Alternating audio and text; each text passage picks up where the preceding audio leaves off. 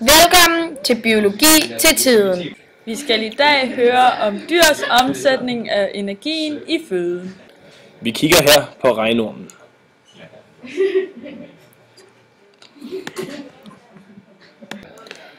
Det som vi ser her er det sted, hvor at regnormen indtager føde.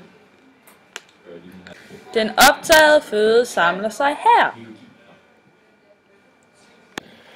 Herfra omsætter den optagede føde til energi. Pause. Energien bruger den til respiration og tilvækst. Her nede i enden ser vi, hvor afføringen kommer ud. Afføringen er de tilbageværende energi- og affaldsstoffer.